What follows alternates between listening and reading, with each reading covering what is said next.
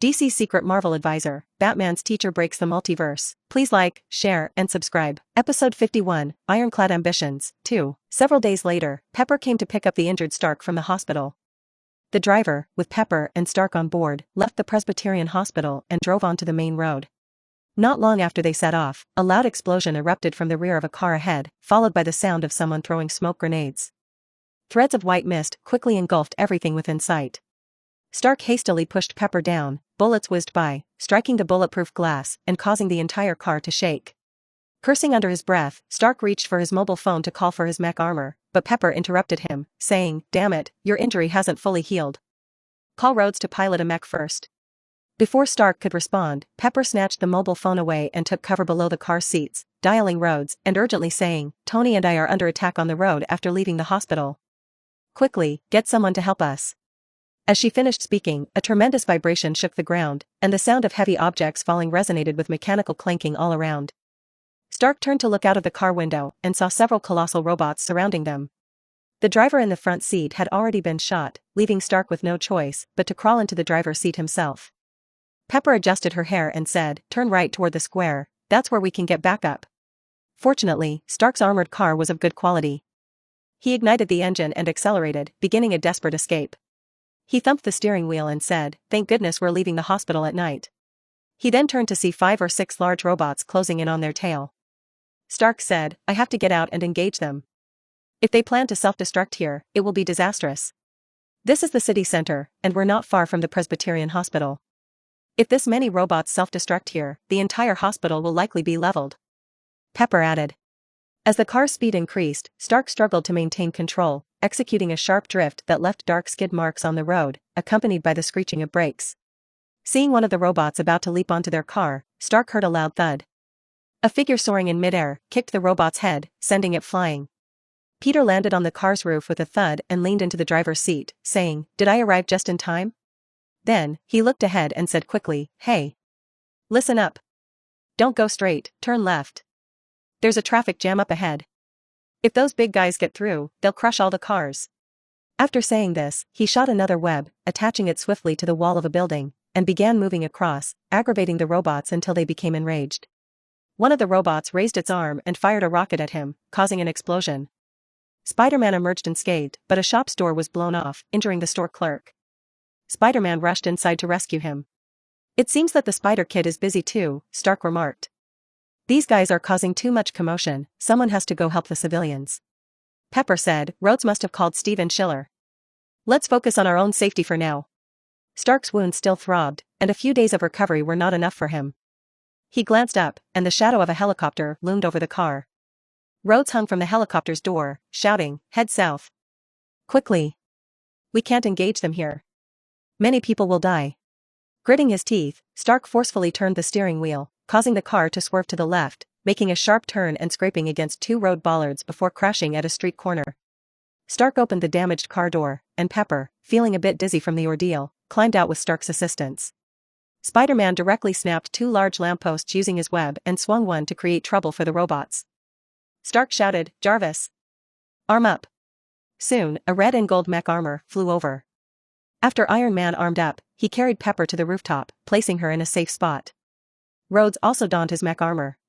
They were at a small factory producing mechanical parts, and luckily, most of the workers had already left due to the late hour. The security guards who had heard the commotion had also fled. When the robots arrived, Iron Man and Rhodes were eagerly waiting for them. Spider-Man, although lacking advanced combat skills, possessed immense strength, speed, and agility, confusing the robotic foes and creating an optimal environment for Iron Man. Sparks flew from repulsor rays, causing small explosions.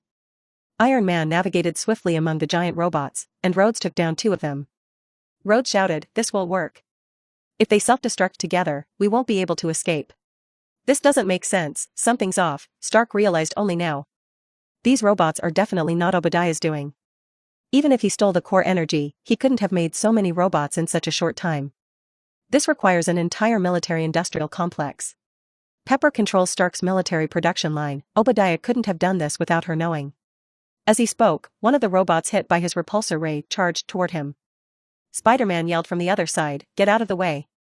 It's dangerous." Iron Man maxed out the power of his armor and rapidly ascended, causing a massive explosion on the ground. Thank goodness I upgraded the jet propulsion, otherwise, I couldn't withstand such an impact. He then dove down and quickly grabbed one robot, flinging it away.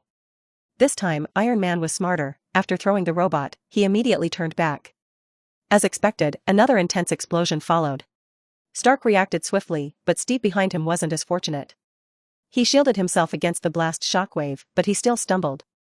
Damn it! What are these things? Stark exclaimed.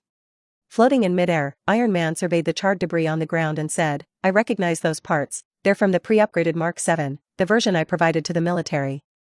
He glanced back at Rhodes, still fighting the robots, raised his mech armor, and went to deal with another enemy. Explosions continued one after another, and more robots joined the battle.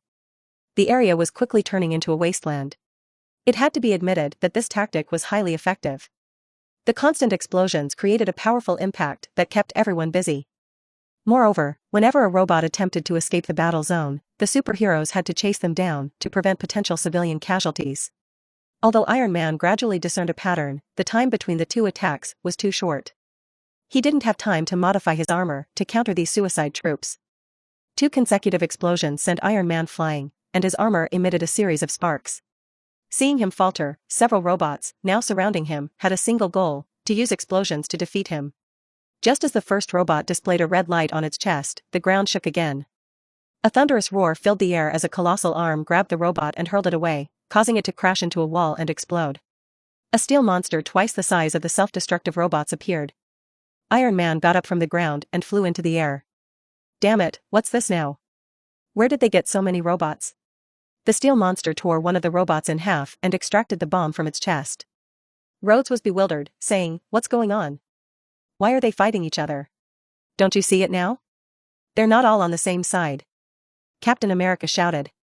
The situation on the battlefield had become incredibly complex. The superheroes had to deal with the self-destructing robots to prevent them from escaping and exploding in residential areas, while the steel monster seemed determined to shred these robots to pieces. Iron Man didn't know who to target at the moment, while Spider-Man seemed to pay no heed to anyone. Enemies surrounded them from all sides. Spider-Man used his spider web to trip the self-destructing robots and even managed to land a punch on that steel monster. In no time, the self-destructing robots were being dealt with, either being thrown away and detonated or having their bombs disarmed. Just as they breathed a sigh of relief, they saw another colossal figure appear on the opposite rooftop.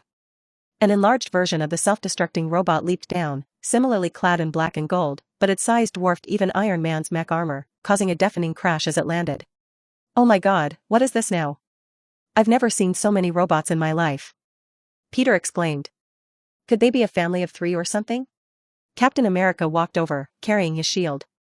If that's the case, just by looking at their sizes, you can tell who the son is. You didn't uphold our agreement, the robot that had just landed shouted. You played me. The steel monster also said. It was evident that both of these robots had human pilots. Stark's expression turned to shock as he and Rhodes almost simultaneously exclaimed, Uncle Obadiah, and General Johnson. But before they could figure out what was happening, the 2 gigantic steel robots had already engaged in combat. It was clear that, although these 2 robots were powerful, their pilots were inexperienced in combat, resorting to brawling tactics. Punch for punch. Iron Man remained suspended in the air, unsure of whom to assist. Jarvis had just performed a voice analysis, confirming that it was indeed Obadiah speaking, but what was going on? Were these self-destructing robots not created by Obadiah after all? And who was General Johnson? Were they originally planning to unite against him, but had now turned on each other? Iron Man felt that he couldn't make the right choice at this moment, so he could only watch the spectacle unfold from above. The steel monster's punch struck General Johnson's mech armor, resulting in a loud crash as the cockpit's panel shattered. General Johnson took a step back and waved his arms, saying, Howard's lackey. Now you want to step in and protect his son? How ridiculous. When he wanted to shut down Stark's military department, he never asked for his dear uncle's opinion. He never cared about your hard work, and now you want to be his security guard? Old Andrew was right from the beginning. Howard, that rotten man, only did one thing right in his life: he hired you as his watchdog. The opposing steel monster remained silent. General Johnson took another step back, addressing Rhodes on the other side. Look at this, your future. You all love following Stark around, being at his beck and call, friends? If he truly considered you friends, he wouldn't give you outdated technology materials. Our friend across the way has been Howard's watchdog his whole life. what has he gained? He doesn't even dare to rebel. Rhodes and Stark were about to respond when Jarvis issued a severe warning, high-energy response detected. Evade immediately. Evade immediately. 3. 2. In a moment, another intense mushroom cloud rose, and the colossal robot controlled by General Johnson exploded with a deafening roar. A massive pit, several hundred meters wide, was left in the ground, and half of the factory was reduced to rubble. No one had anticipated his decisiveness. Iron Man couldn't evade in time, and his mech armor was nearly obliterated. Rhodes' suit was even more severely damaged. The steel monster, while still standing, seemed to be struggling. Perhaps General Johnson had prepared in advance. Despite being at the center of the explosion, he survived, emerging from a safe compartment holding a remote control. You might think it's over, but quite the opposite, this is just the beginning. General Johnson declared. Stark, bleeding from his head, wiped his eyes and helped Rhodes out of his mech armor. Your boss has quite a temper. Tell me about it. That's why I had no choice but to leave. Rhodes replied with a touch of self-mockery. You still haven't learned, Colonel Rhodes. Howard made promises to Obadiah, none of which he fulfilled. He still only cares about his son, Tony Stark Jr. He can shut down the most important military systems with a word, destroying the hard work of generations. How ridiculous. For him, you repeatedly denied my requests, only providing me with outdated military technology materials. But what did that achieve? You were just a supporting act for Iron Man.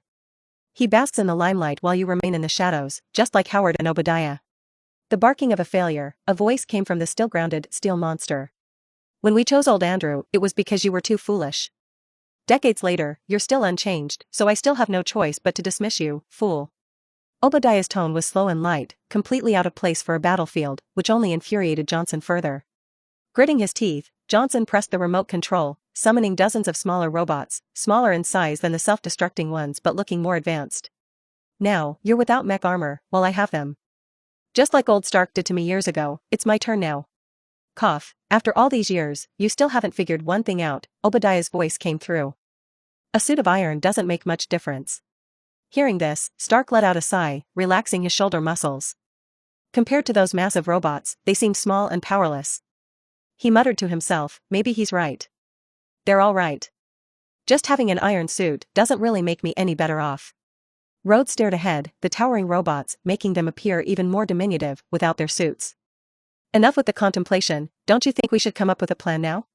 Stark looked up at the swarm of robots closing in, then turned to Rhodes. Do you think we're like them? No, you're even more rotten than your father. On the scorched wasteland, Stark touched his chest and, in contrast to the towering robots surrounding them, they appeared feeble. Stark's tone relaxed, as if he were chatting with an old friend. Then, in the pitch-black night, only the faint glow of the robot's eyes blinked like distant stars.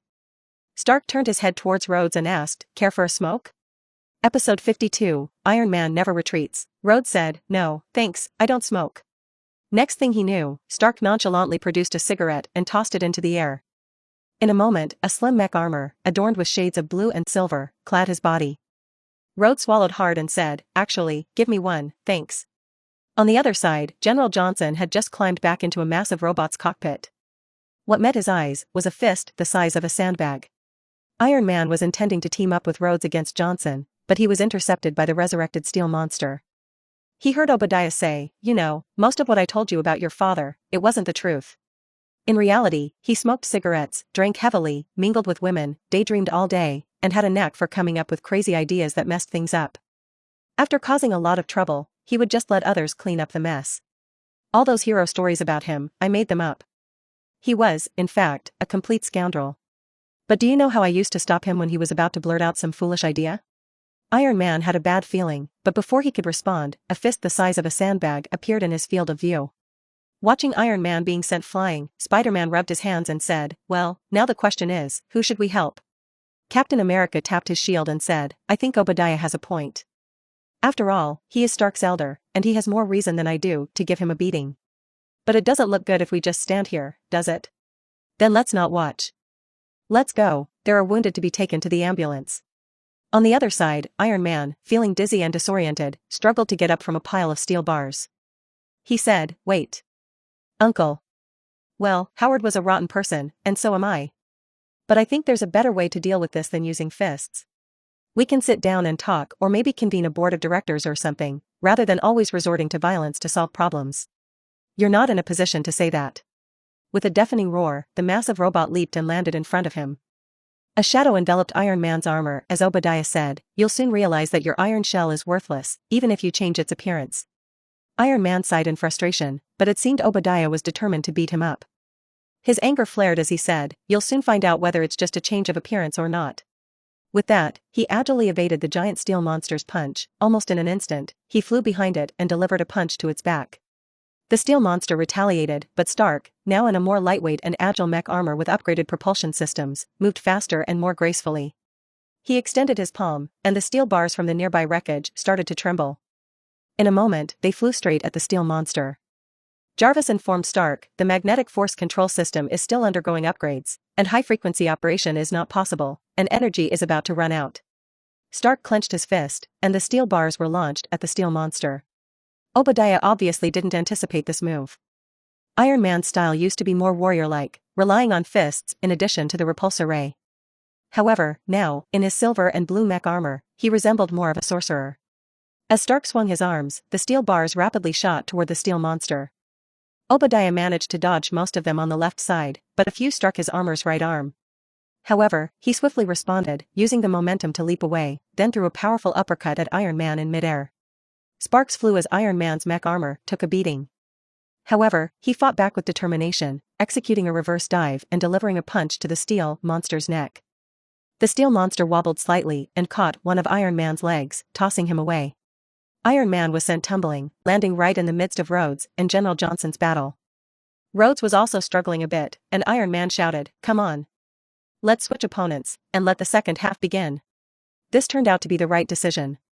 Rhodes had a more powerful mech armor, but General Johnson's massive mech armor had 8 tentacles. Without enough speed, Rhodes would be easily grabbed. Stark's more agile mech armor was better suited to deal with the situation.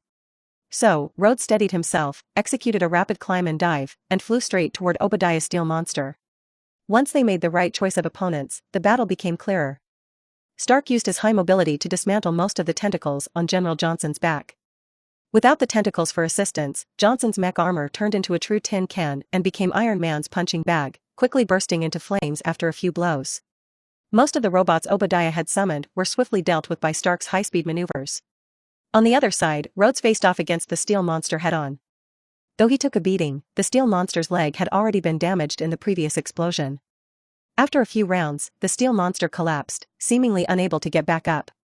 Rhodes walked over to Iron Man and said, "My former boss, General Anderson, mentioned once that he knew your father when he was young, but I'm not sure what the story is." "That damn Howard. He used military contracts to boost Anderson's career. Originally, I should have been nothing more than an Air Force brigadier general. But that doesn't matter now," Stark said. "Now, you probably can't even become a brigadier general. Everyone knows that only Iron Man can create these mech armors. I've been using the military technology you handed over, as long as..." "No, that's not what I mean.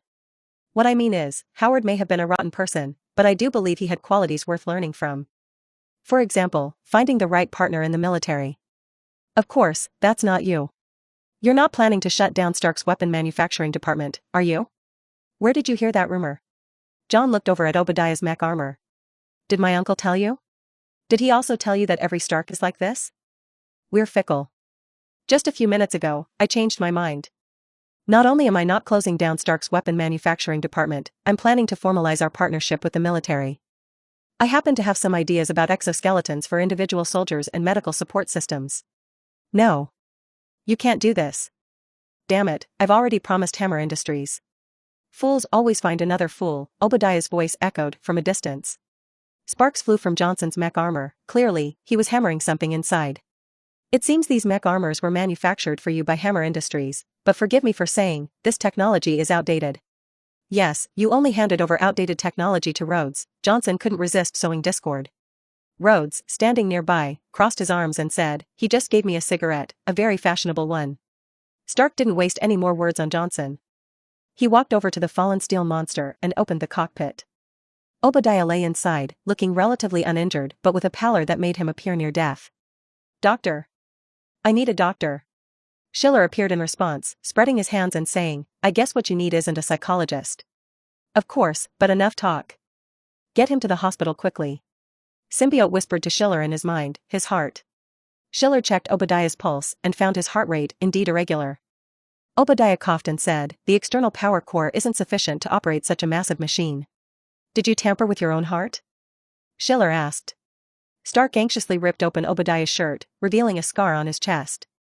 He said impatiently, hurry. Take him back to my laboratory. Damn it, the path of biomechanics is a dead end. It's draining life. You're as impulsive as your father, never listening to others, Obadiah said, but seeing the blood running down Stark's forehead, he ultimately remained silent. Take him back for now. I happen to know a decent neurosurgeon, you'll meet him at Stark Tower later. After Schiller and Stark left, the battlefield was left with only General Johnson and Rhodes. Johnson was ranting furiously, you damn lunatic. Rhodes. Don't you know it's a soldier's duty to obey orders? I'm your superior now. That old Andelot retired a long time ago. Indeed, retiring as a general is an honorable feat, getting a high-paying cushy job in Congress, collecting a hefty pension. Last winter, I spent 2 months in Hawaii, and my granddaughter just got accepted to Harvard. John's mech armor exploded violently once again.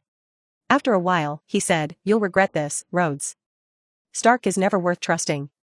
They're selfish, sensitive, and suspicious. Sooner or later, they'll ruin everything. They have a brilliant mind to save themselves, but they won't save you, or even a watchdog. Rhodes took off his mech armor and stepped out. He looked around. The area had been completely reduced to rubble. Not far away, Spider-Man and Captain America were loading wounded soldiers onto ambulances. Most people had evacuated in an orderly manner, but some were injured by the shockwaves during the escape, and they were just being rescued. New York was vast, and the aftermath of this battle only affected a few nearby streets. Further away, the city's traffic and pedestrians continued bustling as usual. Soon, a purple-red dawn broke at the horizon, morning was approaching. You're right, Starks are a bunch of rotten people, impulsive, stubborn, and they never consider the consequences of their actions. They wait for someone else to clean up their rotten mess, but Iron Man is different. Rhodes looked at the light at the end of the sky, reached for his shoulder patch, looked at it, pinched it between his fingers, and then threw it at Johnson's face. Iron Man never retreats. Episode 53, Race Against Time, his condition is dire. Apart from the risk of infection from the mess of wires he's implanted within himself, he's also aged, and his body's resilience is no match for a young person's. There's a significant risk of lasting repercussions after the injury, even if he manages to overcome the infection and inflammation. Perhaps you should inquire if he has any final wishes. Stark pounded the table violently, causing Strange to jump. This notoriously cantankerous doctor retorted, you'd better make sure your fee matches your temper. I'm quite sure your courage matches my power, Schiller replied to Strange. Stark gazed at Obadiah lying on the lab table. His pupils were beginning to dilate, and an extreme emotion enveloped Stark. He couldn't comprehend why Obadiah had done this. I've always wanted to prove to Howard that the biotechnology path I proposed was not entirely worthless. It could grant immense strength, even to those whose bodies have withered with age, allowing perfect control of mech armor through physical prowess. But you're on the brink of death. Stark angrily exclaimed. What could possibly be more important than life itself? Howard died long before I did, Obadiah said with a sigh. He deserved to die early, but it's a pity he died too soon. Stark was left speechless. He heard Obadiah continue in a sighing tone, he deserved to die early, but it's a pity he died too soon. A complex mix of emotions surged within Stark. He knew that Obadiah and Howard's relationship was not the perfect partnership many imagined it to be. When you walk alongside a genius throughout your journey, it's hard not to feel jealousy at times. Perhaps Obadiah had once thought he could prove that he could carry on without Howard. Unfortunately, without Howard, he didn't know who he needed to prove himself to. Obadiah was old now, and perhaps he knew that if he didn't act now, he might never get another chance. At least one Stark had to understand that he was right. If the elder Stark couldn't, then Tony Stark Jr. would. I'll find a way to save him. Stark lunged to the other side of the lab table, frantically searching for materials. He couldn't afford to think about Obadiah stealing his mech armor core anymore. Over the years, Obadiah had been almost his only family, and now he was on the brink of death. Stark couldn't care about anything else. A heart support brace. We must make a heart support brace for him, Stark declared. Strange shook his head, saying, you truly have no medical knowledge. His heart is on the verge of failure, and a brace won't solve that problem. Then make several braces. Unless you can mechanically create a new heart for him, his current heart cannot perform the essential function of pumping blood to his body. He has, at most, 3 hours before heart failure and death. Are you just going to speak in cold, harsh truths, Doctor? Stark asked angrily. Strange was even angrier. He said, are you a rich person who thinks that one sentence can buy me an entire afternoon? I'm just stating the facts. He's beyond saving. Don't treat doctors like gods, even God couldn't save him after poking holes in his own heart. Schiller patted Strange's shoulder and said, can't you see the situation now? This billionaire, who's now barely left with his money, is willing to pay any price to save his uncle. Name your price if you can come up with a solution. Strange rubbed his temples and said, we're all doctors, don't you think I want to earn that money? If medical means could save him, then there would be no one in this world beyond saving. What did you just say? Stark suddenly turned his head and asked. Strange was momentarily stunned. He said, what did I say? Yes, a mechanical heart. Create a new heart for him. Schiller glanced at his watch and said, you only have 3 hours. He added, that's an optimistic estimate. I'm afraid that if it goes beyond 2 hours, even with a new heart, his entire body will die due to lack of blood. Stark fell silent. Suddenly, he became quiet, as if his cursed brain, filled with knowledge, had started working fervently. This is absurd. Are you suggesting we replace a living person's heart with a machine-made one? What about rejection? Strange asked. Stark directly punched him. Schiller dragged Stark out of the laboratory. Strange rubbed his nose and said, these damn wealthy people. Don't complain. Think about the 7 to 8 figures in fees he'll pay you afterward. Will that improve your mood? Schiller asked. He'll really pay that much? That's Stark for you. Just look at the ground beneath your feet, even a single tile here could be worth your monthly salary. Strange, unusually, remained silent. It seemed that the upcoming substantial fee didn't make him any happier. After a while, Stark suddenly rushed out and said, I've got an idea. Yes, I have a plan. The arc reactor, that model. I need an assistant. Come quickly. Come over here. Strange remained seated, unmoving. Schiller had to stand up and say, I'll go, but I hope it's not just changing a light bulb again. Upon entering the laboratory, they found it in disarray due to Stark's frantic activities. Schiller stepped over scattered documents and materials on the floor as Stark worked feverishly with various complex instruments on a lab table. Stark muttered while working, the model is not only useful for energy reactions, its structure is highly compatible with the human body. As for rejection, Stark's hand suddenly halted. He leaned on the desktop, lowered his head, and whispered, I almost died from rejection. Maybe this is my retribution. Do not bring up your theories of destiny. Schiller glanced at Obadiah. He seemed conscious, but severe blood loss had rendered him unable to speak. He didn't look at Stark, instead, he kept staring at the lab table. Perhaps, young Obadiah stood there in a similar way, watching Howard enthusiastically work around the lab table. Back then, they could conduct experiments all night long, discussing how these inventions would change the world over breakfast. Howard was filled with passion back then, ambitious, an unparalleled genius. Obadiah was more like the genius's shadow. Howard was born to change the world, while Obadiah just wanted to use his abilities to make his own life a little better. Obadiah felt a warmth spreading throughout his body, a warm stream flowing from his heart to his limbs. In a hazy state, he saw countless images playing before his eyes. Howard died too early, but Obadiah was thankful for it. It allowed him to cherish a beautiful friendship before his own impending death, the most glorious moments of his life. A colossal entity rose in his hands, eventually ruling the world. He was grateful for Howard's early demise. This friendship hadn't withered away amidst the mundane events of life.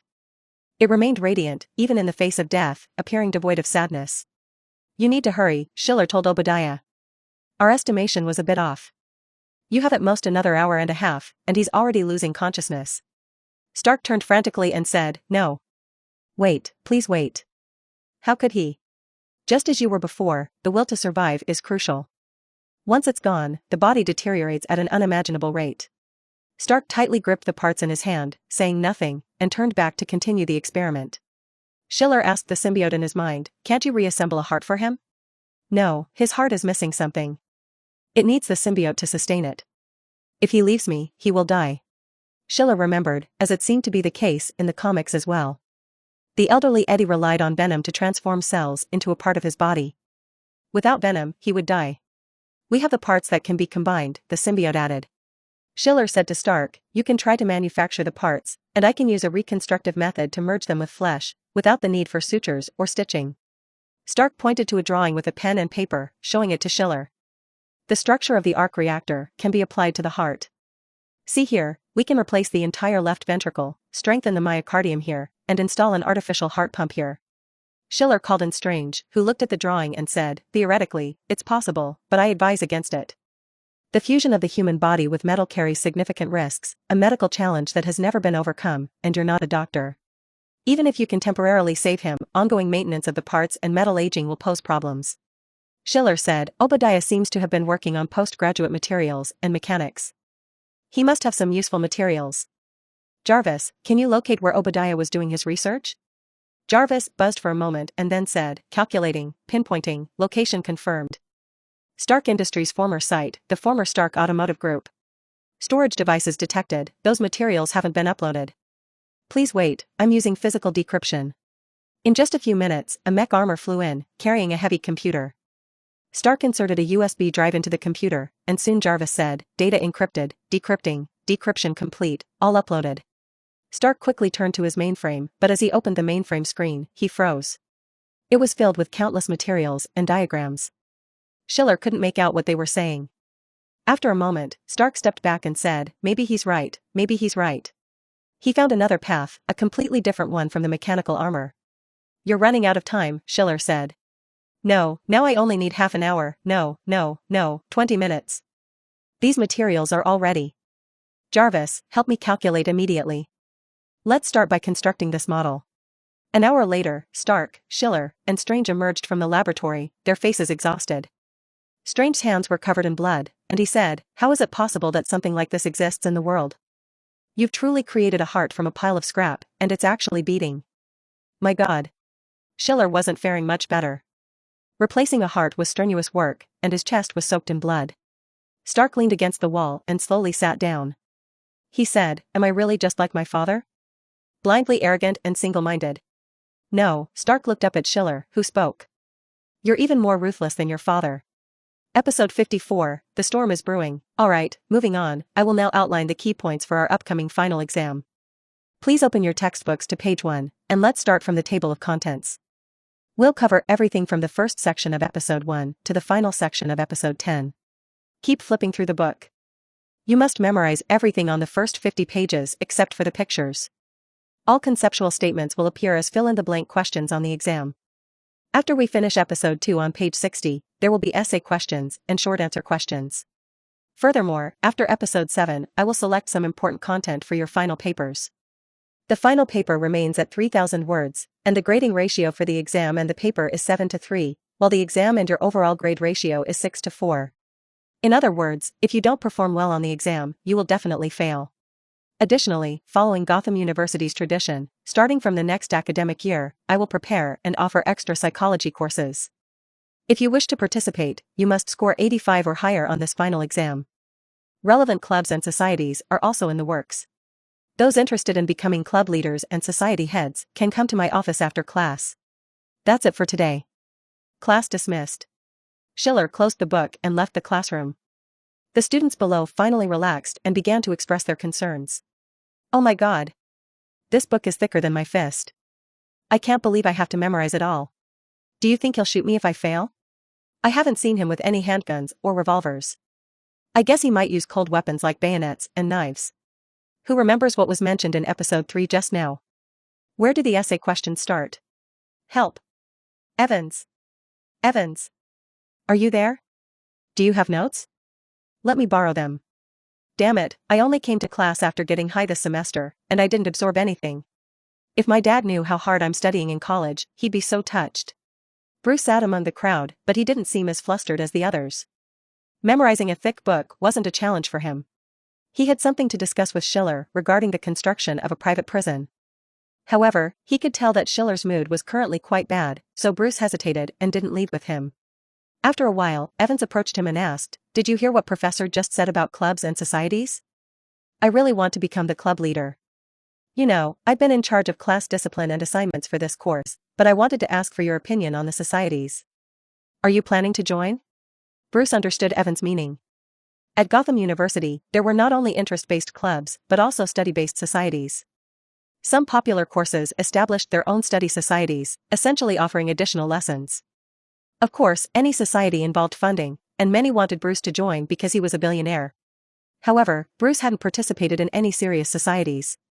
He was impatient with the administrative work of such groups and didn't want people constantly asking him for money.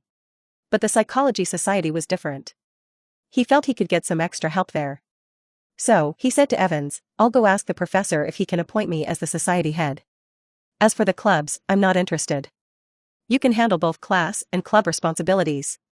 Bruce knew that Evans was Falcone's son, but in Gotham, backgrounds like Evans were common. There were at least 6 or 7 sons of gang bosses in this class alone, and Evans' father was just more powerful. Most of the people Bruce hung out with on a daily basis were either the nephews or sons of major mob bosses. In a way, Batman's other identity was deep behind enemy lines. As for why Schiller was in such a bad mood, it all began this morning. On the Marvel side, even though Obadiah had been saved, he was still very weak. His heart was functioning fairly well, but as Strange had mentioned, he was just too old, and his physical condition was poor. He was still in intensive care, and Stark had been at his side the whole time. Stark had only one family member left, and even Pepper couldn't come between their father-son bond. Rhodes had temporarily left the military. He mentioned that he hadn't taken a vacation in several years, so on the eve of Schiller's departure, he and Dr. Eanson had participated in an Antarctic research project. They temporarily left New York. Although there were many unsolved mysteries surrounding the Iron Man events, everything had temporarily calmed down. So Schiller returned to Gotham. When he woke up this morning, he was surprised to find that the weather in Gotham was unusually good. There was still a thin mist, but he could faintly see sunlight touching the ground, which was a rare sight. Seizing this opportunity, he decided to engage in random chat once more. After the Iron Man incident, he had gained another chance to chat, as he had one left from the previous incident. So, he now had 2 chances. However, Gotham was truly a place of remarkable individuals, and when Schiller opened the chat panel and used random chat, the avatar that appeared had black hair and wore a green eye mask. Schiller almost panicked and hastily closed the system. Green Lantern. Correct, it was Green Lantern, played by the same actor as Deadpool. Although Deadpool hadn't appeared, he seemed to be everywhere, and Schiller, even though he hadn't met Deadpool yet, felt surrounded by him. "I must ask you, have you ever seen any strange flying objects? I mean, the kind of traditional flying saucers." Soon, Green Lantern sent a message. From this message, Schiller deduced that Green Lantern Hal might be encountering a fallen alien spaceship, and it was through this event that he had obtained the alien's Green Lantern ring. Schiller clicked on the profile picture, and unsurprisingly, Hal's abilities could not be replicated yet because he hadn't become Green Lantern yet. So, Schiller replied, "I vaguely remember seeing a few." "Why? Have you seen unidentified flying objects?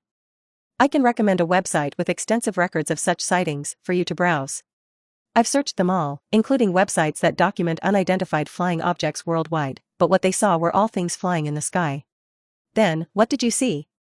If an unidentified flying object isn't flying in the sky, why call it that?" "Oh, of course. It used to fly in the sky, but no, nothing, forget it." It seemed that Hal also realized he shouldn't disclose too much information to a stranger he had just met on a forum. After all, if the other side found out that he had discovered a fallen unidentified flying object, he might very well be contacted by the military. Schiller, on the other hand, sighed. Regardless of what abilities the Green Lantern ring could bring him, just being Green Lantern was another Deadpool, and that was something he found hard to accept. He hoped that Green Lantern was just a character in the comics and not a chatterbox in real life. In the afternoon, Schiller's mood improved somewhat, and that's when Gordon came to find him. He asked Schiller, "Have you seen Falcone recently?" "Correct, what's going on?" In Gotham, dealing with the underworld was not something to be ashamed of, or rather, it was impossible to avoid dealing with underworld figures. In Gotham, if you could have a conversation with the Godfather, it was actually something to be proud of. Gordon said, "Our new police station chief seems to be affiliated with the Godfather." Of course, that's not surprising, but I'm curious about how he plans to handle this rotten mess. While I understand that Falcone was a radical hawk in the earlier years, it seems that in recent years, he's been leaning towards the conservative side. I just want to understand in advance which direction the Gotham Police Department is heading. The fact that the police station chief was connected to the Godfather's gang might sound absurd, but in Gotham, it was as normal as it could be. Gordon, despite being a righteous cop, understood Gotham's ecosystem better than anyone else, so he wouldn't act recklessly and try to overthrow all the orders single-handedly. On the contrary, he wanted to find a unique way out of the complex game, so he had to deal with various factions. "I've become the Godfather's family tutor, responsible for teaching his son." You're correct, in recent years, the Godfather has become increasingly conservative, possibly due to his age. I don't think you need to worry about him taking drastic measures. On the contrary, in a sense, he might help you deal with those troublemakers. Schiller sat down and poured a cup of coffee for Gordon, saying, "The last time I was at his house, the leaders of several families were having a meeting. I heard that there's been unrest in the eastern piers recently." Gordon sighed and said, "I just found out myself. The Eduardo family, which has been controlling all 5 piers in the east, has had internal turmoil. Young Eduardo killed his father and had a falling out with his uncle. You know how important those piers are, 60% of the contraband in Gotham comes through there. I heard the Eduardo family is quite ancient, native to Gotham, even older than Falcone. It's hard for me to say. I just dealt with a shootout incident there yesterday. The new chief has already received an invitation from young Eduardo. I came to ask you today because I want to know if Falcone intends to get involved in this matter and if he will stand with young Eduardo. If it's really young Eduardo taking over the Eduardo family." Gordon sighed and said, "He's a complete extremist.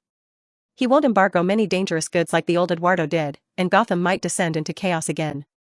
Gotham is always in a mess. Don't worry, the police can't handle this right now. Worst case scenario, you guys will have to clean up a bit more. As for the Godfather, I can only say that, compared to being your enemy, Falcone now seems more like your friend and ally. He, too, would prefer to keep Gotham from descending into chaos." Episode 55, Rainy Night Murder. On a Gotham autumn night, a slight chill accompanied the drizzle that fell, casting a hazy, yellowish mist beneath the glowing streetlights. The cold beams of headlights gradually spread from the corners, illuminating the dark alley's end. The neon light's vibrant hues reflected off the black car as its door swung open. The driver, holding a black umbrella, stepped out and opened the rear door. The attendants at the mansion's entrance were dressed in white shirts and champagne-colored vests. They hurriedly placed a carpet under the car door, and their polished shoes touched the carpet as Schiller leaned on the car door, stepping out. Just as he straightened up, he noticed a guest ahead of him. This guest was handing a massive umbrella to a slender, small umbrella boy. The umbrella was dripping with water droplets, drenching the boy entirely. The nearby servants by the door chuckled quietly at his expense. Schiller took the umbrella himself and walked towards the entrance. A blonde manager warmly greeted him, saying, "Is it Professor Rodriguez? The Godfather is eagerly awaiting your arrival." Before he could finish speaking, Evans descended the staircase, warmly embracing Schiller and saying, "Thank you, Professor Schiller. I appreciate you coming all this way for my coming-of-age celebration." "It's nothing. Happy birthday." As they conversed, Schiller's peripheral vision caught the sight of the boy holding the enormous umbrella. He appeared to be of similar age to Evans, but was thin and small, with a hooked nose and a somewhat sinister look. He didn't seem very pleasant as he struggled to fold the massive umbrella, his movements looking somewhat comical due to his frailty. Schiller noticed that his cufflinks were impeccably fastened, more resembling a dignitary attending a gathering than a servant. Seeing that Schiller was still holding the umbrella himself, Evans seemed displeased. He turned his head toward the boy, and the manager, skilled at reading the room, approached and tapped the boy on the back of his head, then had someone else take the enormous umbrella. Schiller held the umbrella's middle section and handed the handle to the boy, who, despite his somewhat cloudy eyes, gave Schiller a sidelong glance before meekly accepting it. This minor incident did not affect the progress of Evans's birthday party. Surprisingly, Bruce Wayne was also in attendance. After all, they were classmates, and their social status was quite similar, both belonging to Gotham's upper echelon of society. Schiller held a glass of wine and was discussing club matters with Evans when the party's main guest was called away by his father. Bruce approached and asked, "Aren't you going to have something to eat first, Professor?" Schiller shook his head and asked, "You mentioned wanting to lead a club last time. That's quite unusual." Before Bruce could reply, Schiller continued, "Judging by the quality of the research paper you submitted, you might not be suited for psychology, let alone leading a club. Come on, you know why I'm doing this. But that's not a reason to clutter my eyes with a pile of academic rubbish. Well, how about a couple of 100 million club fees to make you reconsider your academic principles?" Schiller inwardly cursed, but replied, "I suggest you find a better disguise. This constant mingling with the wrong crowd can't be good for you. I use ginger juice instead of alcoholic drinks, and those powders that ignite are just ordinary spices." Schiller remained silent, directing his gaze to Bruce's waist side. Bruce said, "Okay, that might be a bit of a problem." As they spoke, the central light in the banquet hall illuminated in sequence, and Falcone, accompanied by Evans, descended from the central staircase. This was an important part of the coming-of-age ceremony, where the elders introduced their children to their social circles, signifying their readiness to participate in social events and take on the responsibility of inheriting the family's industry. Subsequently, Schiller and other elders offered words of encouragement to Evans. Finally, it was Evans himself. He began with a devoutly drawn cross on his chest and then thanked the Lord. During Evans's speech, Schiller noticed in his peripheral vision on the right that behind the heavy curtains, there seemed to be a slender figure in the shadows. However, when the crowd gathered in the center dispersed, the figure was nowhere to be seen. The party then proceeded with the usual dance and banquet routines. Lights sparkled, glasses clinked, and in the magnificent banquet hall, people engaged in conversations, each harboring their own thoughts. However, just like Schiller's treatment at S.H.I.E.L.D., hardly anyone approached him to strike up a conversation. Everyone was aware of his remarkable background, and nobody wanted to linger in the presence of someone who could possibly see through their inner secrets. After a while, the party drew to a close, and Schiller began to feel hungry. He intended to head to the nearby buffet table for some food when he heard some commotion behind the staircase on the right. Soon, a lady in an elaborate dress screamed as she rushed out, shouting, "Old Edward! He's collapsed in the bathroom." Everyone around hastily dispersed, and Falcone, with a steady voice, said, "Quiet down, everyone. Andy, go see what's happening." A person beside the Godfather moved away, and shortly after, he returned, whispering a few words in Falcone's ear. Falcone's gaze swept over everyone present, and under the pressure of his presence, not a single person dared to speak. Falcone stated, "Old Edward is dead, and he died at my son's coming-of-age celebration." In a banquet hall filled with hundreds of people, the silence hung heavy, as if nothing else existed. Not a single soul dared to breathe loudly, and all minds were preoccupied with the audacity of the one who had dared to disrupt the peace on the Godfather's territory. Falcone, leaning on his cane, spoke, "Where is young Edward? Have him come see me. His uncle met his demise here, and he ought to pay his respects. Furthermore, go to the police station and have them send someone to investigate. Evans, see to our guests and ensure they do not feel neglected." With that, Falcone exchanged an unspoken understanding with his assistant, Andy, and then turned and departed. Bruce stood beside Schiller and asked, "You saw it too, didn't you?" "Yes, but it's not my concern," replied Schiller. Bruce continued, "It seems young Edward has the upper hand, and the situation with the pier is about to get chaotic. Do you believe Edward was behind this? He stands to gain the most, doesn't he?" Bruce remarked. Schiller shook his head and said, "I believe the Edward family is the biggest loser here. With the elder Edward gone, everyone will suspect his nephew. And with such an incident occurring during the Godfather's son's coming-of-age celebration, retaliation against the Edward family would not be unreasonable. Do you think Falcone orchestrated this?" "He is more cunning than you imagine," Schiller replied. Bruce glanced back at the once lively banquet hall, now deserted. Most had left, unwilling to linger in the wake of the Godfather's anger. The remaining remnants of the feast, under the glow of the still radiant lights, seemed even more desolate. As Schiller was about to leave, the Godfather's assistant, Andy, returned his umbrella. He said, "I apologize, Professor. The Godfather asked me to convey his apologies. None of us anticipated such an incident during your first attendance at the banquet." "Yes, none of us did," Schiller replied, lowering his gaze to his dry umbrella. He stood under the porch and observed a group of people at the mansion's side entrance, carrying a box containing the late Edward's remains. They loaded the box into a vehicle, and from the direction the car headed, it seemed they were bound for the sea to dispose of the corpse. Schiller lingered at the doorway for a moment. Soon, police sirens blinked through the rainy night as a patrol car arrived. Correct, this was Gotham. They didn't wait for the police to handle corpses. Gordon found himself at a crime scene where there were no traces of the victim or the perpetrator. Even the blood had been cleaned up, but he remained unfazed. He calmly directed his officers and began searching the bathroom. He didn't investigate or record anything himself, instead, he followed others to meet Falcone. The outcome of this investigation depended not on what had transpired in the bathroom or what the police could uncover, but solely on one person's attitude, the host of the banquet, Falcone. In Gotham, when one gang member killed another, the police were caught in a delicate situation. Gordon deeply understood this. In Gotham, being a police officer required more mental fortitude than investigative skills. After a while, Evans emerged with an umbrella. He hurried towards Schiller and asked, "Professor, I heard you hadn't left yet. Is there something else you need?" "No, nothing in particular.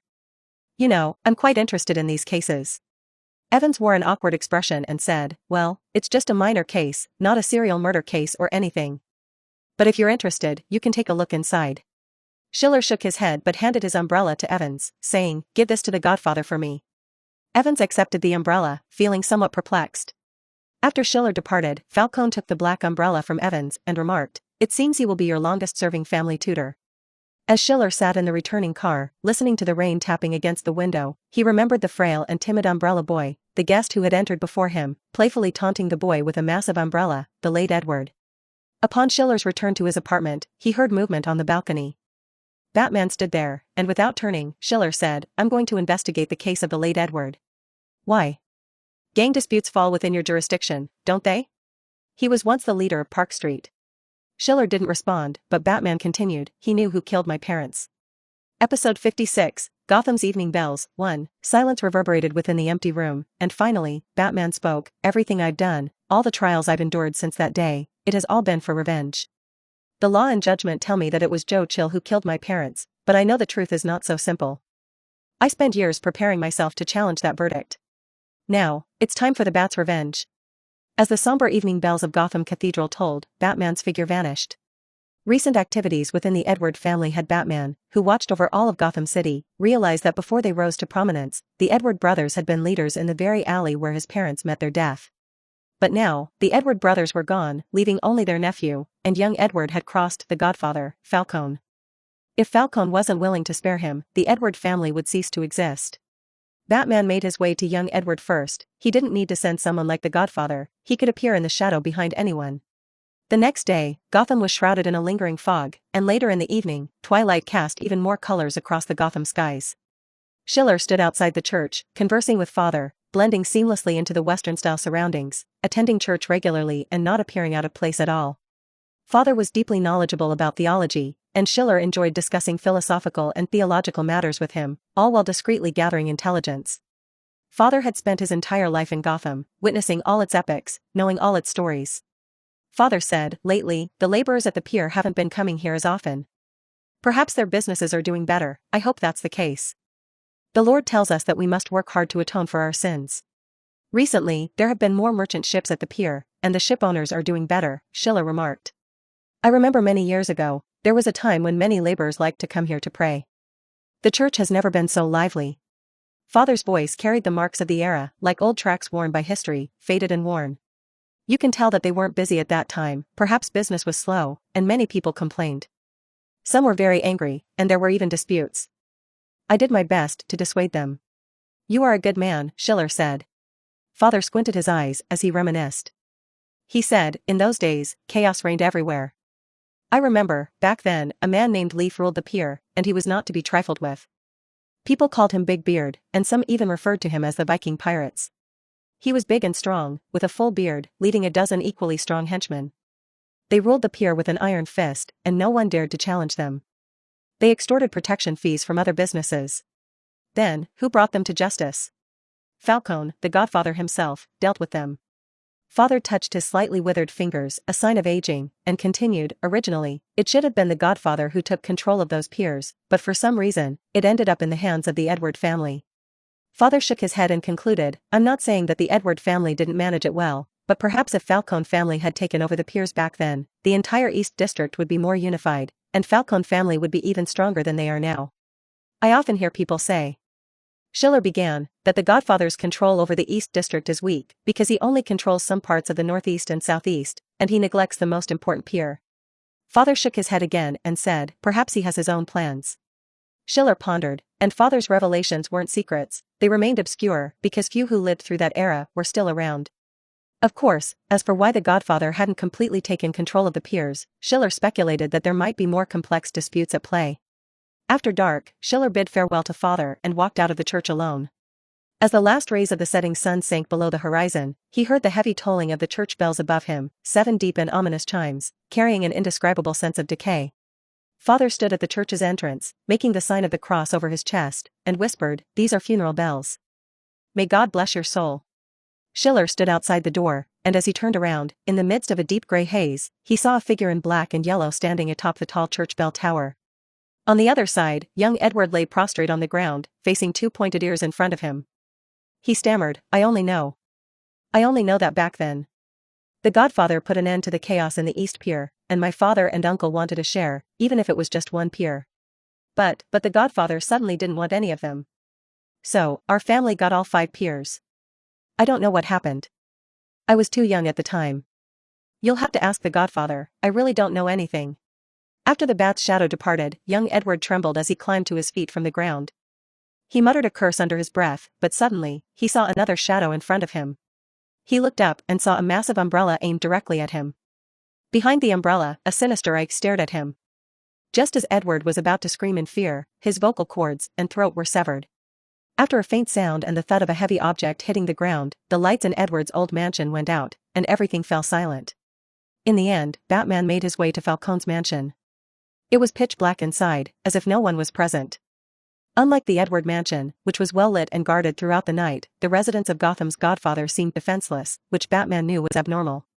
Finally, Batman reached Falcone's office, where Falcone sat alone as if he had been waiting specifically for him in the early morning office, devoid of anyone else.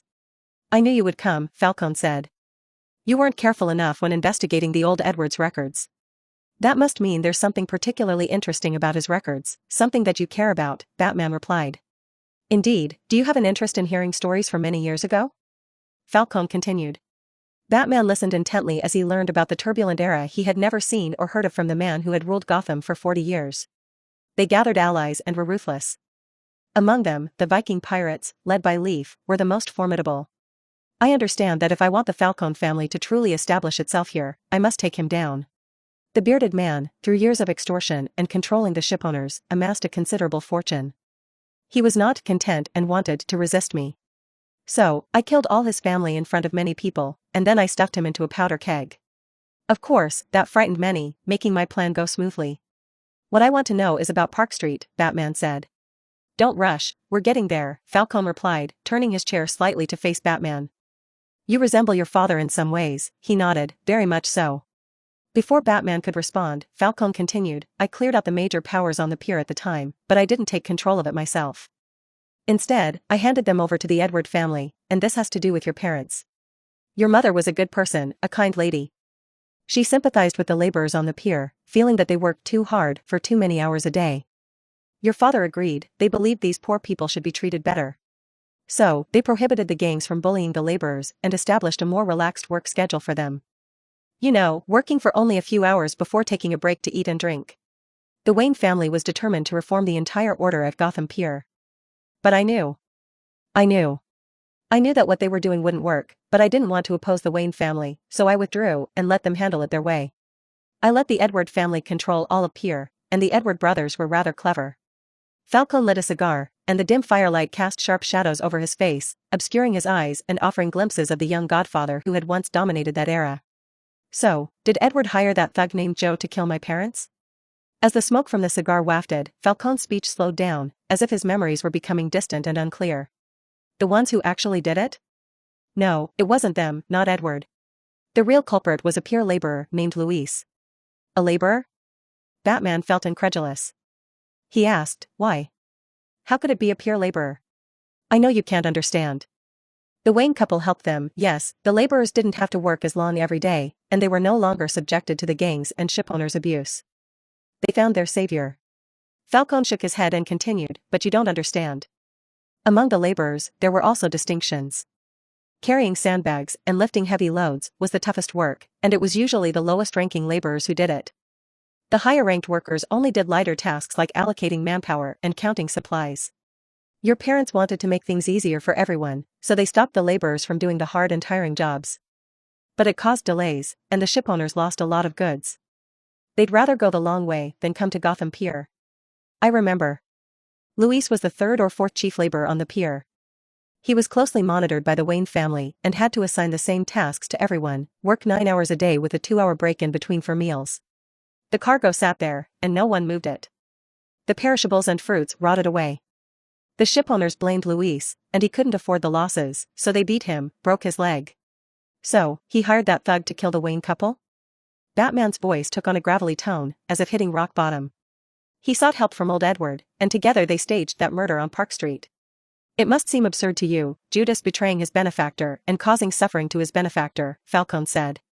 But this is Gotham, a place where even the devil takes detours. Batman closed his eyes, realizing that the truth was vastly different from what he had imagined. This wasn't a story of perpetrators and victims locked in a battle of justice. There were no simple divisions between black and white, instead, it was like an old, faded gray videotape, covered in the thick dust of that era. The small thug who acted and the Edward brothers are dead, but Luis is still alive. If you want revenge, go to 7, Blessed Street, east of the church. He lives there.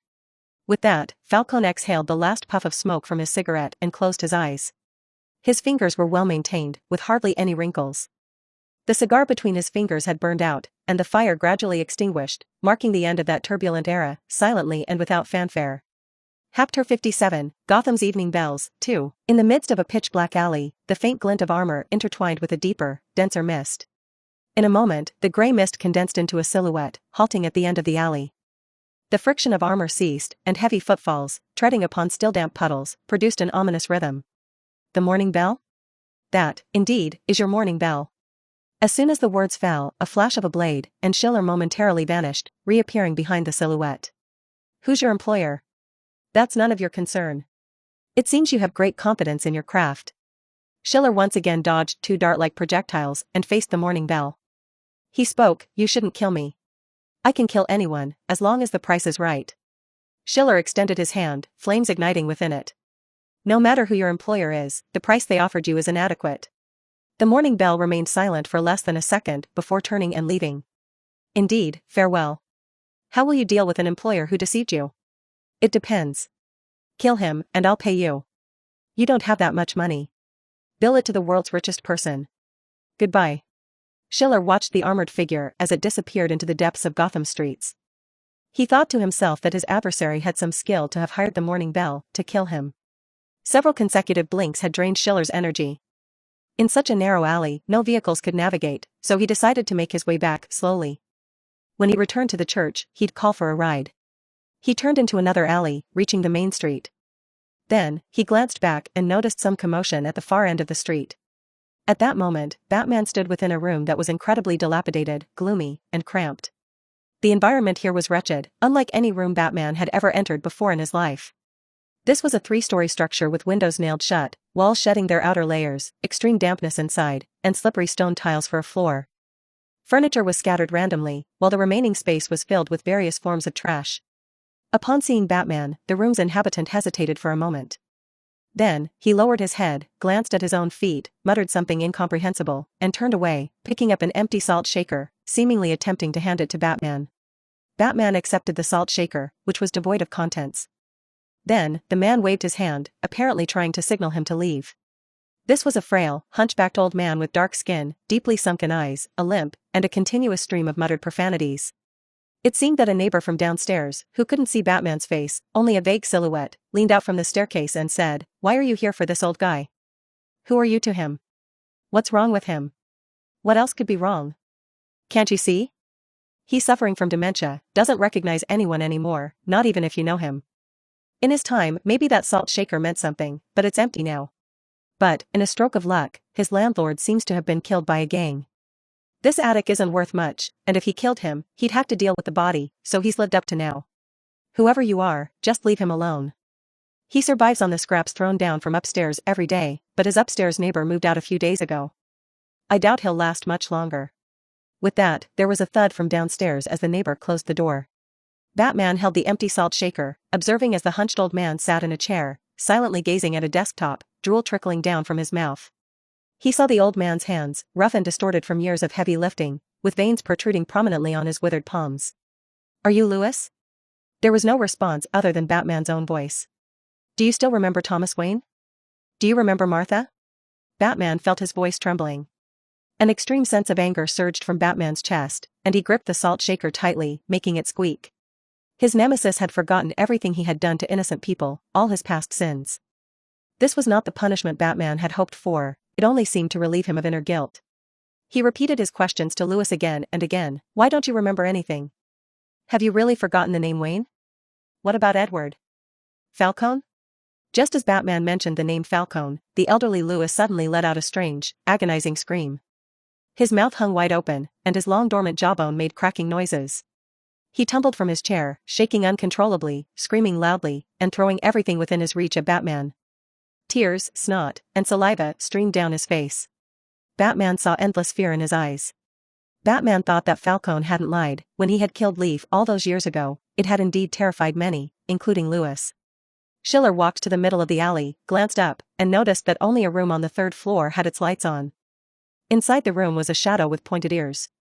He waited at the bottom of the building for a moment, and when Batman emerged, Schiller was somewhat surprised, but Batman's mind was currently sluggish. Schiller assessed Batman and saw that he was unharmed, with no signs of recent combat. Then his gaze fell upon the salt shaker in Batman's hand. Schiller didn't know what it was, but it was evident that Batman, in his current complex state of mind, needed to talk. Without waiting for Schiller to ask, Batman recounted the entire story. As they walked and talked, they passed by the church's front gate, and the sky was already getting light. Batman held the salt shaker and said, "He doesn't remember any of this." As Batman spoke, his tone was no longer filled with anger but with a profound sense of reflection. "You mentioned he still remembers one person." "Yeah, he remembers Falcone." "Why does he remember Falcone but forget Wayne?" Schiller sighed, looked into the distance, and said, "Because fear is etched deepest in the human soul and is the most difficult scar to erase." "He forgot everything, except fear," Batman said. At this moment, it was the darkest time before dawn, and the intense darkness almost engulfed everything. All buildings were shrouded in shadows, and their outlines were indistinguishable. Soon, what woke Batman from his thoughts was the heavy tolling of the Gotham Cathedral's bells. The deep, resonating chimes traveled far, and sound waves, like darkness, penetrated everywhere. Even in the darkest and gloomiest alleys, that vibration could be felt. Batman thought, fear. If he couldn't achieve true vengeance against the era and the people who had taken his parents away from him, if the person he had striven to capture, the one he sought revenge against, had completely forgotten everything, then all his anger and hatred would be in vain. But at least, he reminded Batman of one thing: sometimes, something more terrifying than death is an unshakable fear. If that's the case, Batman thought, he would become the Dark Knight who brought endless fear to all the criminals in Gotham. Years ago, accompanying his parents' death, were the bats that cast shadows across the skyline. Many years later, he would ultimately bring the fear of the bat to all the criminals in this city. Just like the Gotham evening bells that permeated every street and dark corner. Episode 58, The World of Caution. Wait a moment. Please take this report to Mrs. Felton in the administration office. Of course, matters related to the club can be organized after the final exams. I believe the students have little spare time for such things right now, said Evans as he nodded while holding a stack of documents. Evans continued, indeed, almost everyone is diligently studying. Even those who had a history of skipping classes have been frequenting the library lately. Schiller shuffled through some papers on his desk and then handed Evans another stack, saying, "Well, I told you all that the entire book is important. I think it's a dream for you to memorize the entire book at your current level. This covers the materials for the upcoming paper, so make sure they read it promptly." Just as they were discussing this, Bruce knocked on the door. Evans said, "I won't disturb you any longer, Professor. I'll get everything arranged as soon as possible." Once Bruce entered, he casually found a chair to sit in. Schiller, while tidying up the teaching materials on his desk, asked him, "Have you finished your revisions?" "Of course, it wasn't that much," Bruce replied, feeling rather proud of his intelligence and memory. "You better make sure you pass your paper, or I'll call your butler." "What's his name again?" Schiller asked. Alfred, Professor. My butler's name is Alfred." "Oh, right. If you don't pass this exam, I'll call your butler Alfred," Schiller said with a touch of humor. Bruce fell silent for a moment and then said, "Okay, you'd better give me some more materials." He had a subtle feeling that Schiller's casual attitude about calling parents made him feel like a kid being treated as such. He felt a bit indignant, but as he imagined the scenario, Bruce thought it would be better to go back and study the book some more. "What are your plans for the holidays?" Schiller asked. "I have a lot to do, as you know." "What about you?" "The chief physician at Arkham Asylum called me yesterday. We are old friends, and they are overwhelmed with work over there. He invited me to help out, and I plan to take 2 students along for an internship." "Oh? Who are you planning to take?" "I've already spoken to Falcone. Evans is definitely going, his grades are quite impressive, and he's now the top student in the class. As for the other one, I haven't decided yet." Bruce was about to say something when Schiller interjected, "But one thing's for sure, it won't be you. Your grades are too rotten."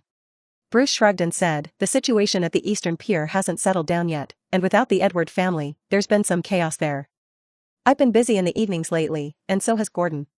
"I see, your busy evenings probably involve more than just your hero work. How's that elusive cat burglar doing?"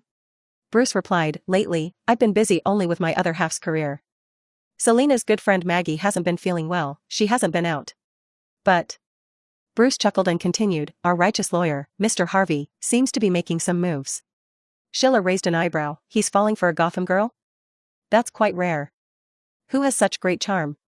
"Christine, it's Christine. The leader of that cheerleading squad? Isn't she a fan of Batman? The former principal has been charged again, thanks to Harvey's help in providing evidence against him." And this time, due to Harvey's defense, the former principal has no excuses for parole. He's been sentenced to 137 years, so he probably won't be coming out again. Well, you know, being eloquent in court and displaying strength can win a girl's gratitude and admiration, Schiller remarked. Schiller rubbed his chin and said, "Our Mr. Lawyer seems to have quite the luck." After Bruce left, Schiller returned to his apartment, his mind still engaged in conversation with the Green Lantern. He was quite experienced in this situation because the current Green Lantern was in a state identical to that of the newly empowered Spider-Man. Clearly, he had obtained the Green Lantern ring from that alien. Compared to Peter, Hal was a bit more mature, mainly due to his age and possessing a pilot's license. His mental fortitude was much better than that of a high school student, so even though he was excited to chat with his online friends, he didn't reveal anything about the alien and the magical ring. Schiller chatted with him for a while and then clicked on his profile, finding that he could indeed replicate the Green Lantern's abilities. Schiller clicked on replicate, but to his surprise, there was a long delay, and the system's notification sound did not ring. After a while, he suddenly felt a faint buzzing in his mind. He called out to the symbiote a few times, but there was no response. After a while, the system finally issued a notification sound: "The world of caution has been loaded." Schiller was puzzled, but suddenly, a series of excited brainwaves emanated from the symbiote. Then, Schiller felt something new on his finger. It was a silver-gray, ancient-looking ring. Schiller found it very strange, because the system's ability replication should not be able to replicate external objects. Even if he replicated the Green Lantern's ring, it should be green. Why did it turn gray? The symbiote then provided Schiller with an answer. Green Lantern was a very special hero, and most of his abilities came from the Green Lantern ring. These included the ability to shape green energy constructs, create force fields with Green Lantern energy, teleportation, and healing abilities, among others. All of these were special powers bestowed by the Green Lantern ring. Therefore, the abilities copied by the system from Green Lantern also required a carrier. Schiller didn't have a Green Lantern ring, so the system turned symbiote gray mist into the vessel for this power. "So you're the vessel, what's the purpose of this ring?" Schiller inquired. "It serves no practical purpose, but it looks good," symbiote replied. "Alright," Schiller conceded. He glanced at his finger. The ring was quite plain, a silver-gray band adorned with a few wavy patterns. It didn't appear particularly extraordinary, except that it was worn on his ring finger. "So, how do I use this power?" Schiller asked symbiote. "Just think about it in your mind," came the response. Schiller closed his eyes, concentrating. Soon, within the pitch-black void, a gray mist formed. Gradually expanding, a moment later, his consciousness appeared on an island shrouded in the gray mist. The island wasn't large, and from his vantage point, he could see it in its entirety. Schiller controlled his view as it moved towards the edge of the island and peered downward. Below the island lay an endless, colossal city. The island and the city were still enveloped in layers of hazy gray mist. The city was unbelievably vast, and its buildings had eerie, indistinct shapes. Occasionally, enormous creatures with unclear forms could be seen traversing the city. This was an isolated island floating above the colossal city. Schiller began to recall the world within the Green Lantern's ring. In the comics, the Green Lantern ring contained an independent world. Green Lantern had once reduced his enemies and imprisoned them within this world, and he himself had been trapped in the emerald sand dunes of the Green Lantern ring's inner world. Even the wielders of Green Lantern rings couldn't seem to fully control their inner worlds. Similar to Schiller's current situation, his consciousness could only reside within the confines of this isolated island, with no control over the vast, enigmatic city below. Fortunately, the isolated island seemed disconnected from the city below, and the massive shadows that occasionally appeared in the mist hadn't detected his presence. Moreover, Schiller was astonished to find that he seemed to have physically entered this world, and here, he could communicate with symbiote. He severed his consciousness and returned to reality, glancing at the clock. Time was passing. In other words, this place was like an independent sanctuary. In theory, if faced with an insurmountable danger, he could enter the gray mist world and wait for the crisis to pass. Schiller thought that the enormous city beneath that isolated island and the colossal shadows that occasionally loomed in the gray mist likely concealed significant secrets, and were equally dangerous. Staying there for too long was not a wise idea, unless he encountered a threat to his life. This peculiar and bizarre inner world was best left unexplored. Later that evening, Mrs. Felton from the administration office visited. She had originally come to verify next semester's textbook expenses with Schiller. However, she was a rather attentive lady, and she said to Schiller, "Our new principal was just discharged from the hospital yesterday, and he might return to the office tomorrow." She subtly reminded Schiller, "He seems a bit anxious, perhaps eager to make some significant changes." As Mrs. Felton had predicted, that night, Schiller received a call from Principal Selden. This time, Selden appeared to have learned his lesson. He didn't immediately pressure Schiller with tasks, but instead spoke a lot of vague words about working diligently. Only after that did he mention that there might be some changes in the positions of certain professors at Gotham University. He had invited some old friends from Princeton to introduce experts and professors for the new professor team at Gotham University. It seemed like Selden wanted to make Schiller nervous. After all, in the university, a professor's resources depended on the school's emphasis on their teaching subjects. Currently, Schiller was a valuable asset to Gotham University, with a strong resume that attracted students from out of town to enroll. However, if more world-class experts and scholars joined the university, organizing their own laboratories and leading students in research on a global scale, it was uncertain whether the school's resources would continue to favor the psychology department. Initially, Schiller had no objections to this matter. He, too, hoped Gotham University would prosper, enhancing his teaching record. That was until he saw Victor Fry's name on the list of professors newly hired by Principal Selden. Episode 59, First Encounter with Fries. The new headmaster, Selden, was a man of considerable ability and experience, with an extensive network of contacts.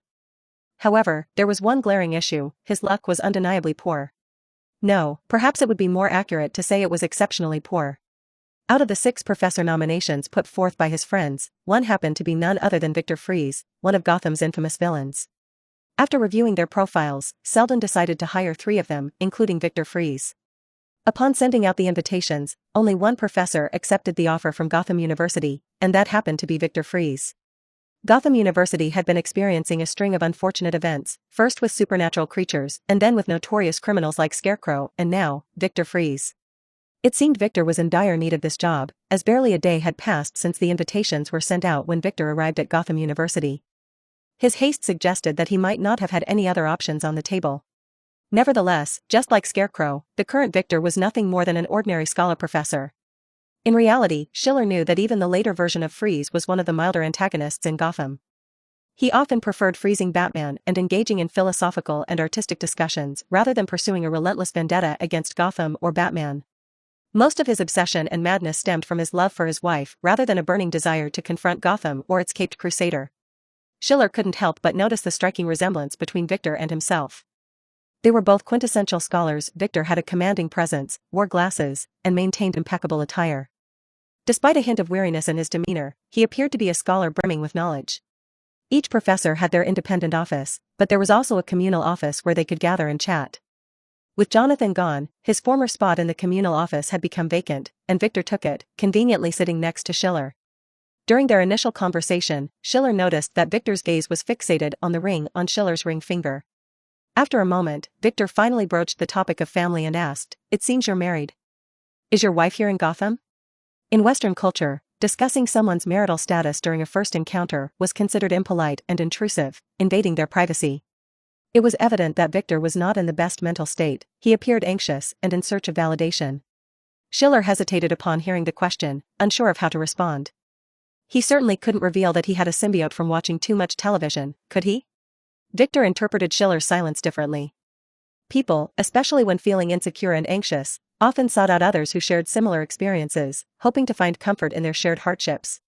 Victor, with his remarkable background, assumed that Schiller might have a tragic love story to share, much like the thrilling detective stories he admired. With this shared sense of being stranded souls, Victor and Schiller quickly bonded. As their interactions continued, Schiller discovered numerous common interests with Victor. Victor was most passionate about ancient philosophy, modern art, and religious art. Schiller, too, shared a love for theology and philosophy, and they found themselves engaged in lengthy conversations on these topics during their free time. Schiller never anticipated that his first close friend after arriving in this world would be the future supervillain, Fries. However, it had to be acknowledged that the pre-villain version of Mr. Fries was genuinely charismatic. He was eloquent, empathetic, and had a knack for offering insightful perspectives on various subjects. Conversations with him often reminded Schiller of debates he had engaged in with experts in his previous life, sparking numerous intellectual fireworks. This mild-mannered antagonist had earned the respect of the entire office, a testament to his charm. As Schiller delved deeper into their discussions, he learned about Victor's current situation. Victor had used cryogenic technology to preserve his wife, but this method was costly and required specific facilities. The research institute that initially supported him had cut funding, refusing to provide the necessary resources. Therefore, Victor had hurriedly accepted the position at Gotham University. Aside from the attractive salary, Gotham University boasted a cryogenic laboratory funded by the Wayne family, allowing him to maintain his wife in a frozen state, preventing her condition from worsening. Considering Victor's story and his pioneering approach to dealing with incurable diseases, his actions might appear unconventional, but in this era, many proposed the concept of cryogenic preservation for individuals with untreatable illnesses, with the hope that medical advancements would eventually provide a cure. Victor was simply ahead of his time. Schiller believed that Victor Fries, in his current state, was a reliable ally. Compared to the still-developing Batman, Fries, armed with cutting-edge cryogenic technology and a wealth of knowledge, appeared more dependable. To rid themselves of the trouble that Fries might pose in the future, they would first need to address the degenerative disease afflicting his wife. Schiller accompanied Victor to visit the cryogenic chamber where his wife was preserved. Mrs. Fries was an ordinary Caucasian woman, not particularly striking in appearance, but Victor's gaze was always filled with love when he looked at her. In Schiller's mind, he asked the symbiote, "Is there a solution?" The symbiote responded, "Neurodegeneration is a complex problem. It's challenging." Victor gazed at the cryogenic chamber and said, "My wife's neurodegenerative disease is nearly untreatable. Her nerve cells are dying rapidly. I could only preserve her, there's no way to reverse it. Even if we could somehow slow the cell death, immune inflammation would still damage her brain." Victor knelt down, his tone conveying a profound sense of despair. Perhaps he recognized that preserving his wife in the hope of a future solution was a form of self-deception. Schiller, frowning, was deep in thought. He thought, while Victor might be considered one of Gotham's notorious villains and indeed a top-notch cryogenic scientist in the world, professional matters should be left to professionals. For instance, someone more top-tier like a neurosurgeon. The next day, Schiller returned to Marvel's New York. When Strange saw Schiller in his home, he nonchalantly tossed his just-removed coat onto the nearby entranceway and exclaimed, "Good Lord, you strut into my home like this. I haven't settled the score with you yet. You sold my information to some institution. They asked me, I had no choice." During their intense gaze exchange, Strange reluctantly conceded, saying, "All right, but don't expect me to act like a well-trained agent, keeping everything under wraps. Besides, you were the one who threatened me first. Let's not dwell on that. I have a way for us to make a fortune." "Interested?" Strange skeptically inquired, "A way to make a fortune? If there were such a way, would you even come to me? I heard you charged Stark $1 million per hour for your services, and he actually agreed. When I heard that, I wished I had gone back to university to study psychology.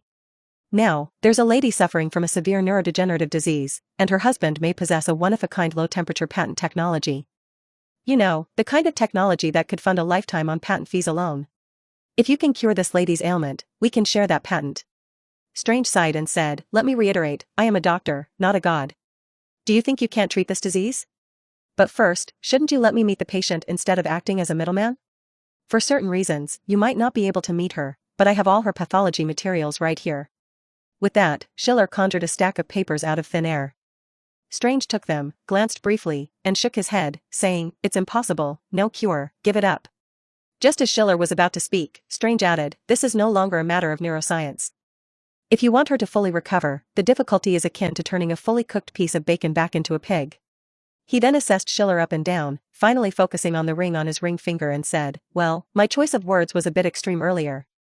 Otherwise, you can try finding someone else, although I doubt there's a better neurosurgeon in the world than me. What if you collaborate with Stark?" Strange was about to refuse, but after a moment's thought, he said, "Stark may have some expertise in mechanics, but applying his technology to neurosurgery would require extensive research and modifications.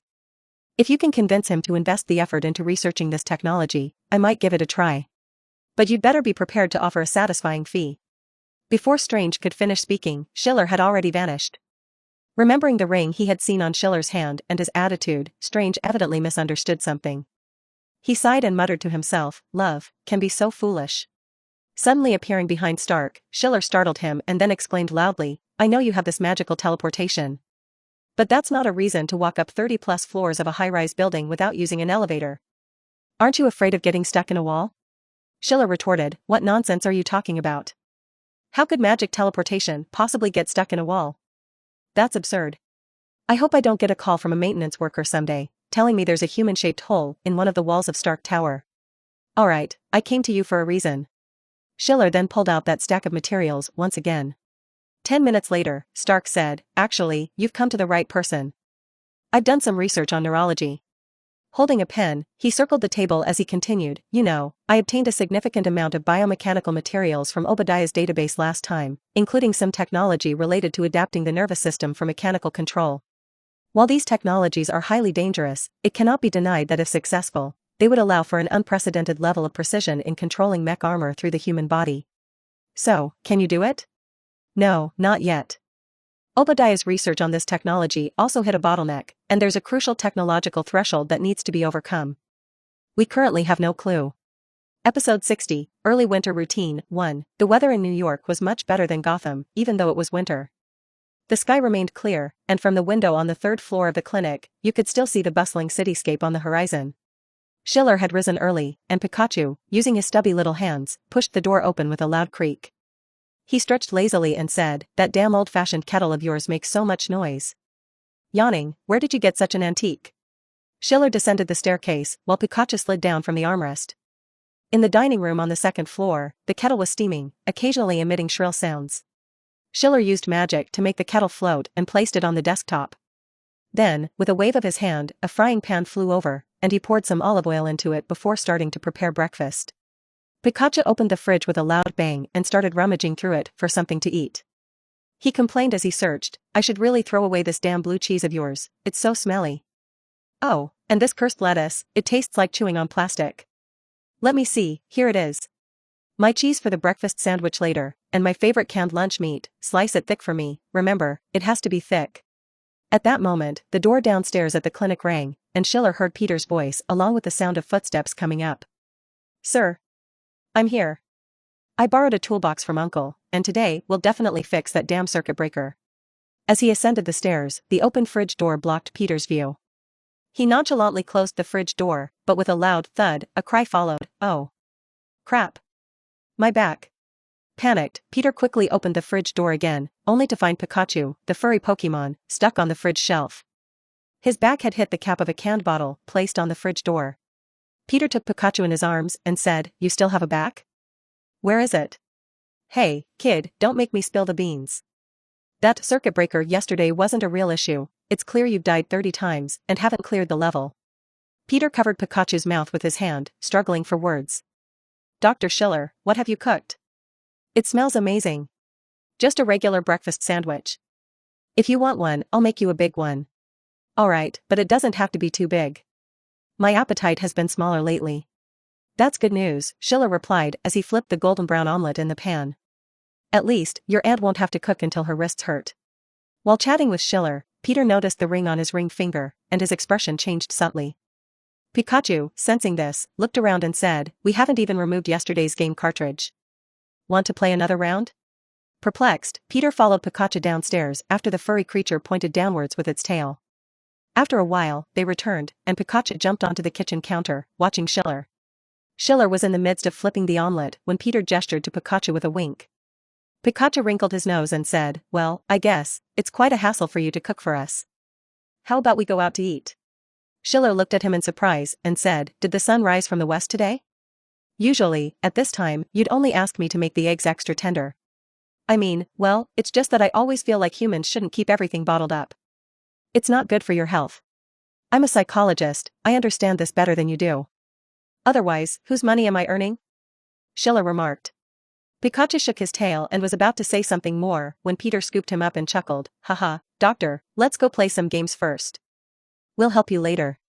Pikachu retaliated by lightly slapping Peter's face with his tail, remembering the earlier incident where Peter had bumped into his back. Peter, not one to back down, playfully grabbed Pikachu's ears and tugged them as they headed downstairs, wrestling and laughing. Schiller couldn't help but feel that Peter was hiding something from him. After a while, Steve, who had just finished his morning run, entered the scene. He wiped the sweat from his brow with a towel and followed the scent up to the second floor. He commented, the layout of this old house is so impractical, and the kitchen is on the second floor. Thanks to me, I could afford a good oil-absorbing cigarette machine, Schiller replied. Do you also think Nick? Hasn't he been giving you bonuses? How much did you get this time? 30% or 20%? Without counting taxes, it's only 18%, Steve shrugged. He's becoming more macro in his understanding of income distribution, Schiller mused. Steve placed the towel on the railing and casually opened the fridge, saying, let me see, the steak I left here last time, oh, here it is, about half left. I think I can make a beef and cheeseburger. And the cheese? I remember there was half a block left. Don't bother looking, have you forgotten that I have a mouse here just like Jerry? Besides blue cheese, what cheese can survive more than a day? Oh my. It was nearly 2 pounds of cheese. Did he eat it all? Not a single piece left? It wasn't just him. Peter made a margarita pizza last time, and he used at least a pound of it. Steve shook his head and closed the fridge door. Young people these days don't understand the concept of saving. Is there a good convenience store in Hell's Kitchen? I'll go buy some cheese slices. Turn right as you exit and walk 2 blocks ahead. Go to Mrs. Helena's place. Of course, it's best to tell her you're there to buy cheese, or she might mistake you for a job applicant. Job applicant? In this darn place, are there any jobs that need applicants? Of course, there are. Mrs. Helena runs 3 strip clubs, and they're booming. You should be her favorite type. Steve rolled his eyes and said, I'll take the long way around and buy it somewhere outside Hell's Kitchen. Then he walked over and patted Schiller on the shoulder, saying, Hey, I know you're a doctor, but doctors are just regular people, and psychologists aren't omnipotent either. If you have anything you want to talk about, feel free to come find me. We're friends, after all. After saying that, he turned and left, leaving Schiller utterly baffled. He had only gotten up in the morning to make breakfast and fry an egg. Why did everyone seem so strange? Not long after Steve left, Stark flew in through the window in his mech armor, holding a stack of materials. The cold wind from the mech armor rushed into the room at the psychological clinic. Schiller turned his head and was startled by Stark's dark circles under his eyes. He said, What in the world happened to you? Oh, could it be, did Miss Pepper take a day off today? What are you talking about? I've been researching all night for the materials you brought yesterday. With that, he placed the stack of documents on Schiller's desk and said, There's been almost no progress in neurointerface technology, Uncle Obadiah is still in a coma, and I can't ask him. But I've come up with another idea. Iron Man was still in his armor, and he pointed to one of the parts on the materials, covered in metal, and said, If aging neurons and already dead nerve cells can't regenerate, then we find a way to replace them with machinery, just like replacing a heart. I think you don't need to explain the principles to me. I just want to know how feasible it is. Stark crossed his arms, staring at the diagrams on the materials, and said, You have to understand, even if I'm a genius, I can't conjure up technology out of thin air. What's more important is that even if I master this technology, it has to undergo extensive safety testing before it can be used. Stark also glanced at the ring on Schiller's finger, touched his own lips, and then said, If you're really in a hurry, I can summon a consultation in the name of Stark Industries with the world's most famous neuroscientists. That way, you can have access to the best experts. Of course, it's better if you can bring the patient, otherwise, they won't be able to come up with a solution out of thin air. That's probably difficult, Schiller said. He spoke the truth. Aside from the challenge of bringing DC characters to the Marvel world, even if he managed to do so, the differing time flows between the 2 worlds could lead to numerous problems and significant risks. Schiller was well aware that unlike in the Marvel universe, he had a crucial task in the DC world, getting rid of his enemies. His enemies were no ordinary individuals. First, they could hire the mercenary Deadshot to kill him. The words Deadshot left behind before departing had revealed enough information, indicating that Schiller couldn't afford the price he demanded for a counter-kill. When Schiller suggested that the world's richest person would pay for it, Deadshot still didn't hesitate to leave, suggesting that even with enough money, it wasn't worth it for him to turn against his employer. The fact that the world's top mercenary, Deadshot, made such a judgment already spoke volumes. It was clear that the situation in which the original host was involved was not a simple matter of personal interests, there must be a larger conspiracy at play. For this reason, Schiller hoped that Victor could become his ally, helping him compensate for his shortcomings in engineering and mechanical knowledge. Thus, he was willing to assist Victor's wife as much as possible to prevent Victor from becoming Mr. Freeze. However, that didn't mean he had to take on the huge risk of shuttling between 2 worlds. Furthermore, this didn't fundamentally deal with the problem. A DC expert like Scholar couldn't cure this illness, so it was unlikely that a regular expert from Marvel could either. Schiller remained silent as he contemplated, but Stark couldn't hold back any longer and said, I mean, she's okay, right? Right? Schiller said, What? Stark awkwardly touched his forehead and said, I heard from Coulson that your wife's condition isn't too good. Schiller was dumbfounded. Where did this rumor come from? And who was this wife everyone seemed to be talking about? No wonder everyone's attitude seemed so strange today. Soon, he remembered the first person he had met when he returned to Marvel, the future Doctor Strange, who was now a neuroscientist. That little trickster. Schiller thought to himself with malice, next time, I'll definitely remember to eat Strange's brain. After all, he's not using it anyway.